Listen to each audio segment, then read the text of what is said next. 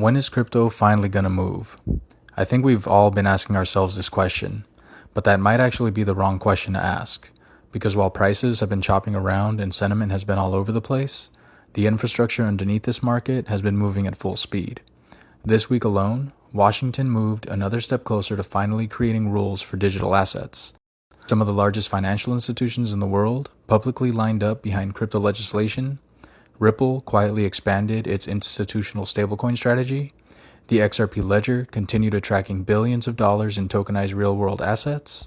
And even new exchanges are beginning to list XRP for retail investors.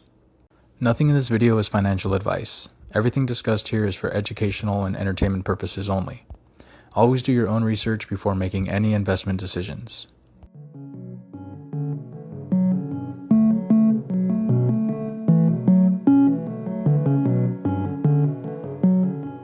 Welcome back to Ledger Pulse. If you're looking for the biggest developments shaping crypto before everyone else notices them, you're in the right place. Today we're connecting several stories that show how the digital asset industry continues to mature even while the market remains uncertain. Let's jump in. One of the biggest stories this week centers around the Clarity Act. After weeks of negotiations, Senators Ruben Gallego and Tom Tillis are reportedly finalizing a bipartisan ethics counteroffer designed to move the legislation forward. The goal is simple. Get the bill to the White House within days if lawmakers can reach agreement. That's important because crypto regulation has spent years bouncing between agencies that often disagree about who should oversee digital assets. Markets don't like uncertainty. Businesses don't either. Clear legislation creates predictability. Even if every company doesn't agree with every detail, knowing the rules is usually better than operating in a legal gray area. Another notable development came from Senate Majority Leader John Thune. He identified the Clarity Act as one of the priorities he wants completed before the August recess. That's significant because leadership deciding to prioritize a bill often matters just as much as the bill itself. It doesn't mean passage is guaranteed. Politics can always surprise us. But it does suggest the legislation is receiving serious attention instead of just being pushed aside. One post this week really highlighted just how much has changed. Just a few years ago, many of the world's largest investment firms were skeptical of crypto. Today, companies like BlackRock, Fidelity, Charles Schwab, Goldman Sachs, and Franklin Templeton have all expressed support for regulatory clarity surrounding digital assets. Think about that. These aren't crypto-native startups. These are institutions that collectively manage trillions of dollars. Whether someone likes Wall Street or not, their participation changes the conversation. Institutions generally don't invest years building products for an industry they believe is disappearing. They prepare for where they think the markets are headed over the next decade. That doesn't guarantee prices will immediately climb higher, but it does suggest crypto is increasingly being viewed as a permanent part of the financial system rather than a temporary trend. One headline that didn't receive enough attention came from the SEC. According to reports, the agency says it's prepared to create crypto rules if Congress ultimately fails to pass the Clarity Act. That's an interesting shift. For years, many critics argued there simply weren't enough rules. Now we're seeing multiple paths toward regulatory clarity. Congress could act, or regulators could continue building frameworks themselves. Neither approach is perfect, but both indicate the conversation has evolved beyond asking whether crypto deserves regulation. The discussion is now focused on what those rules should actually look like. That's a very different stage of industry development. One of the biggest trends happening across crypto today isn't meme coins, it's tokenization.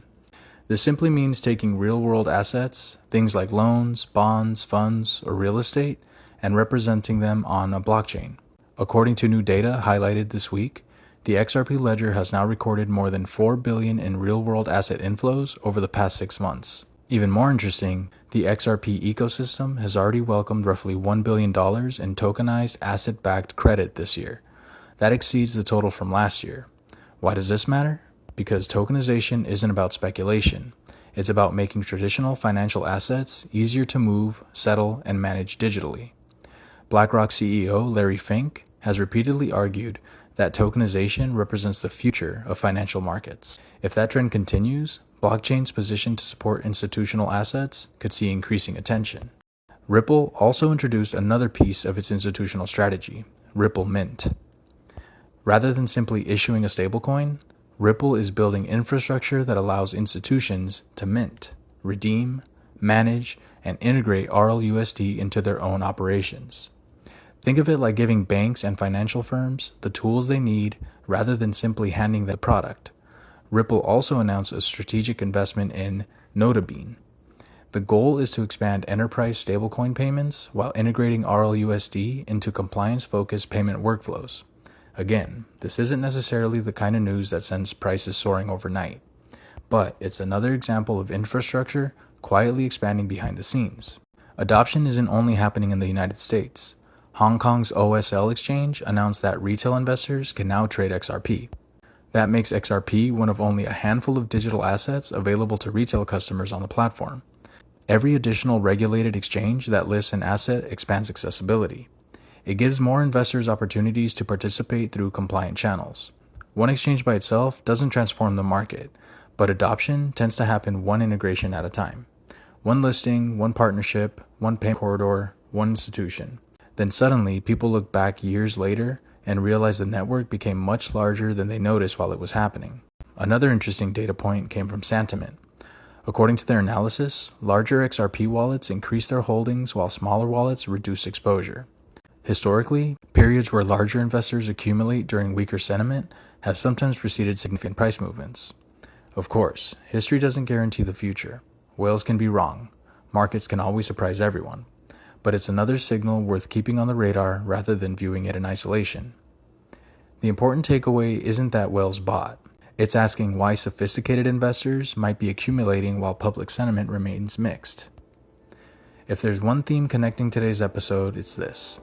Most of crypto's biggest developments right now aren't happening on price charts. They're happening in boardrooms, government offices, payment companies, financial institutions, and infrastructure projects.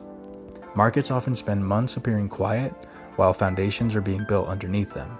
Then eventually, price begins catching up with the progress that was happening all along. Will that happen immediately? No one knows. Markets move on their own schedule, but when you zoom out, it's difficult to ignore how much construction continues taking place across the industry. Whether it's regulation, institutional support, tokenization, stablecoin infrastructure, or expanding adoption, the long-term story keeps evolving. If you enjoyed today's breakdown, make sure to subscribe to Ledger Pulse so you don't miss future episodes covering the biggest developments shaping crypto. If you had to pick just one story from today's video that you think the market is underestimating, let me know down in the comments. And if you want more in-depth analysis while these stories continue developing, check out one of the videos on your screen now. Thanks for listening, and I'll catch you in the next one.